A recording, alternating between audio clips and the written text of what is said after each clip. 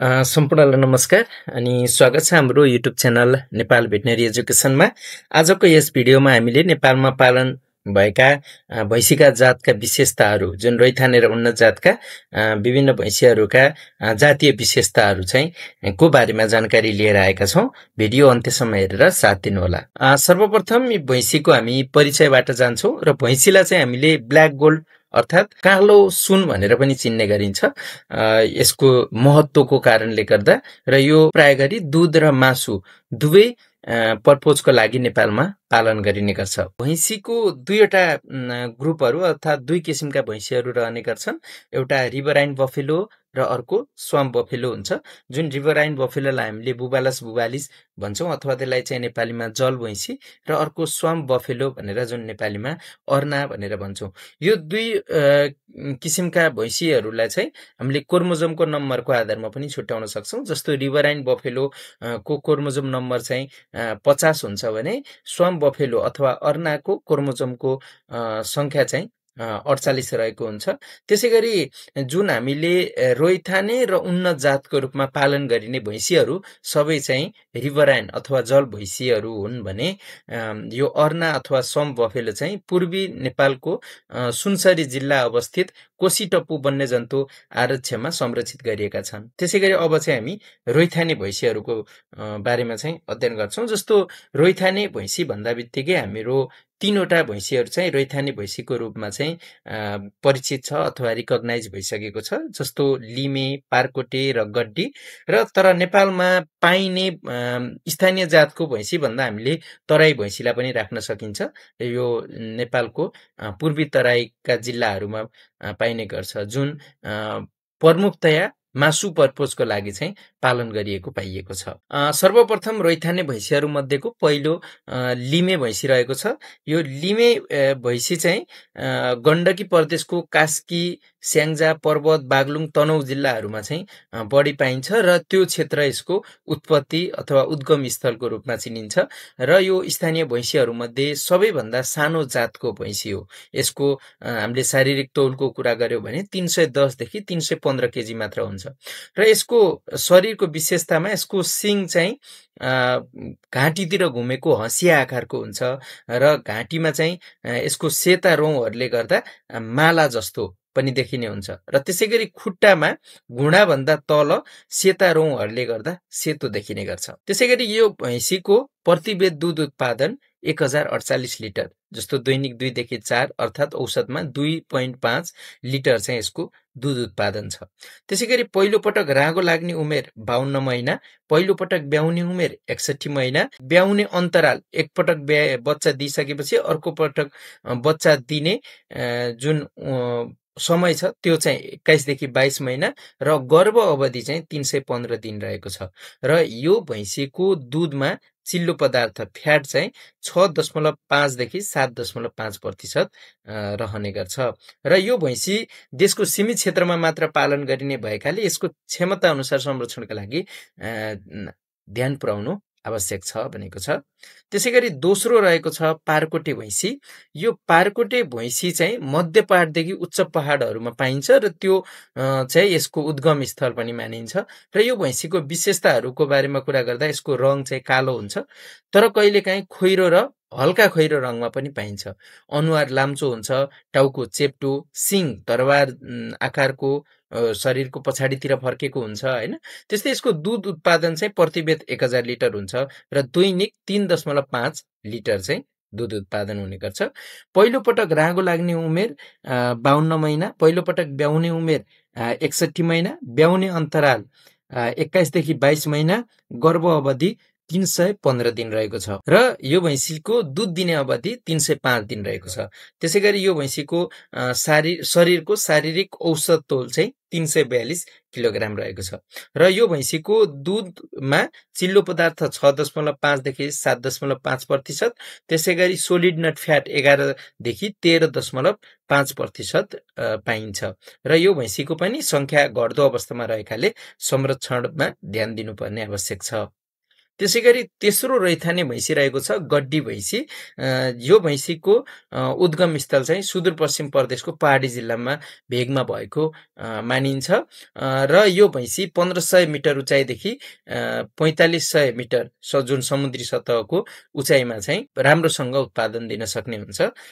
त्यसैगरी यसका विशेषताहरूमा रङ कालो, निधारमा सेतो थोप्ला को तारो भएको हैन, कहीँ कतै खोइरो वा फिक्का रङ हैन, लामो अनुहार, फराकिलो निधार र टाउको, सिङ लामो अर्ध घुमाउरो, पूर्ण विकसित फाँचो, फाँचो भनेको कचौडो र दुधका नसा स्पष्ट देखिने हुन्छ र यो भैँसीको शरीरको औसत शारीरिक तौल चाहिँ 452 केजी, जुन रैथाने भैँसीहरूमध्ये सबभन्दा ठूलो अथवा धेरै तौल भएको भैँसी पनि हो।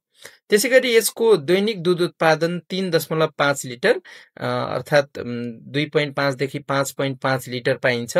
दुध दिने अवधि अन्य भैँसीको भन्दा यसमा बढी हुन्छ र यसले प्रतिवेद दुध उत्पादन 1470 लिटर दिने गर्छ। स्थानीय अन्य भैँसीहरूमध्ये सबैभन्दा बढी दुध दिन्छ भनेको छ। त्यसैगरी पहिलो पटक बाली लाग्ने उमेर 46 महिना, बेतान्तर 23 महिना रहेको छ। त्यस्तै गरी यो भैँसीको पनि संख्या घट्दो अवस्थामा रहेकाले संरक्षणमा ध्यान दिनुपर्ने आवश्यक रहेको छ। तीनवटा भैँसीहरूको विभिन्न चारित्रिक गुणहरू अर्थात् यिनीहरूको उत्पादकत्व कुराहरूलाई हामीले यहाँ तालिका मार्फत चाहिँ प्रस्तुत गर्न सकिन्छ। जस्तो लिमे र पारकोटेको पाइने स्थानको कुरा गर्यो भने निम्न पहाडदेखि मध्य पहाडमा लिमे हैन, निम्नदेखि उच्च पहाडी भागमा चाहिँ पारकोटे र सुदूरपश्चिमका पहाडी जिल्लाहरूमा चाहिँ गड्डी भैँसी पाइन्छ र अवस्था चाहिँ यो तीनवटै रैथाने भैँसीहरूको जनसङ्ख्या घट्दो क्रममा रहेको छ। त्यस्तै परिपक्व हुने उमेर चाहिँ लिमे र पारकोटेको 4 वर्ष रहेको छ। पहिलो पटक ब्याउने उमेर लिमे र पारकोटेको 5 वर्ष रहेको छ, तर गड्डीको परिपक्व हुने उमेर 3 वर्ष र पहिलो पटक ब्याउने उमेर 4 वर्ष रहेको छ। त्यसैगरी गर्भ अवधि लिमे र पारकोटेको 315 दिन रहेको छ भने गड्डीको 330 दिन रहेको छ। त्यसैगरी औसत शारीरिक तौलको कुरा गर्दा सबैभन्दा सानो लिमेको 310 देखि 315 किलोग्राम, त्यसैगरी पारकोटे 342 किलोग्राम र गड्डी 452 केजी रहेको छ।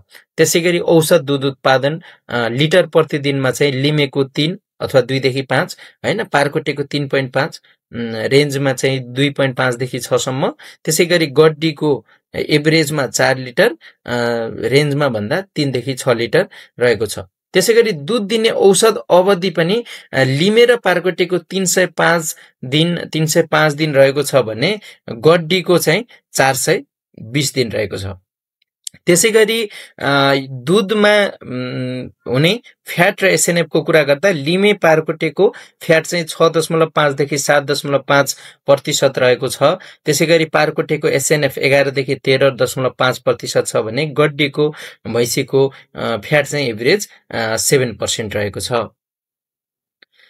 त्यसैगरी अब नेपालमा पालन गरिने उन्नत जातका भैँसीहरू हैन, विशेषतया नेपालमा उन्नत जातका भैँसी मध्ये सबभन्दा धेरै मुर्रा भैँसी चाहिँ पालन गरिन्छ, त्यसपछि नीली रवि भने यो बाहेक अन्य जस्तो जफराबादी, सुर्ती हैन, म्यासान, नागपुरी, भदाबारी, गोदाबारी जस्ता अन्य जातका भैँसीहरू पनि नेपालमा छिटपुट रूपमा चाहिँ पालन गरेको पाइन्छ र उन्नत जातका भैँसीहरूको संख्या नेपालमा 35% भन्दा बढी रहेको छ भने रैथाने भैँसीहरूको संख्या जम्मा टोटल संख्यामा 65% भन्दा कम रहेको पाइन्छ।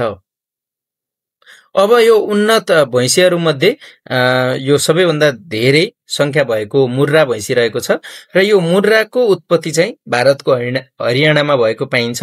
त्यसैगरी यसका विशेषताहरूमा यसको रङ चाहिँ निखर कालो शरीर हुन्छ हैन, त्यसैगरी लामो घाँटी, छोटा नजिकबाट घुमेका कसिएको सिङ हैन, जस्तो सिङ पछाडि घुमेर माथितिर फर्केको भनेको छ, यसको सिङ चाहिँ एकदम विशेषता सिङबाट चिन्न सकिन्छ हैन। त्यसैगरी राम्रो विकसित भएको फाँचो, लामो पुच्छर र पुच्छरको बीचमा सेतो फुर्को हुन्छ भनेको छ। त्यसैगरी शारीरिक तौलको कुरा गर्दा यसको शरीरको तौल चाहिँ 450 देखि 500 केजी रहन्छ। त्यसैगरी प्रतिवेद औसत दुध उत्पादन 1500 देखि 2500 लिटरसम्म हुन्छ र यसलाई चाहिँ इन्डियन मिल्स ब्रिड भनेर पनि भनिन्छ र यो मुर्रा भैँसीलाई विश्वकै सबैभन्दा दुधालु भैँसीको जातको रूपमा चिन्न सकिन्छ। र यस भैँसीको दुधमा चिल्लो पदार्थ 7% र सोलिड नट फ्याट चाहिँ 10 देखि 12% रहन्छ र मुर्राको पहिलो पटक ब्याउने उमेर भनेको 45 देखि 50 महिनाभित्र हो भने राम्रो खुराक र पालन व्यवस्थापन भएमा 36 देखि 40 महिनामै पहिलो पटक ब्याउँदछ भनेको छ। त्यसै गरी एक बेददेखि अर्को बेदको अन्तराल चाहिँ 15 देखि 17 महिना मात्र हुन्छ। त्यसै गरी नेपालको कुल भैँसीको संख्या मध्ये करिब 25% जति मुर्रा र यसका वर्णशंकरहरू रहेको अनुमान गरिन्छ भनेको छ। भनेको नेपालमा पालन गरिने उन्नत जातका भैँसीहरूमध्ये सबैभन्दा धेरै चाहिँ मुर्रा जातको भैँसी रहेको छ। त्यसै गरी अर्को दोस्रो उन्नत जातको भैँसी रहेको छ नीली रवि भैँसी। यो जातको भैँसीको उत्पत्ति चाहिँ भारतको पन्जाब र पाकिस्तानको राभा उपत्यकामा भएको भनेर मानिन्छ र यसका विशेषताहरूमा चाहिँ निधारमा सेतो टीका, पुच्छरको टुप्पोमा सेतो रङ, प्राय घुँडामुनि पनि सेतो रङ हुन सक्ने र लच्किएर घुमेका सिङहरू, विकसित फाँचो जस्ता यसका प्रमुख विशेषताहरू हुन्। भने यस भैँसीले प्रति बेद दूध उत्पादन 1500 देखि 2000 लिटर दूध दिने गर्छ र दूधको फ्याट चाहिँ औसत 4 देखि 6% हुन्छ र पहिलो पटक ब्याउने उमेर 40 देखि 53 महिना भनेको छ र एक बेददेखि अर्को बेदको अन्तराल चाहिँ मुर्राको जस्तै 15 देखि 17 महिना हुन्छ।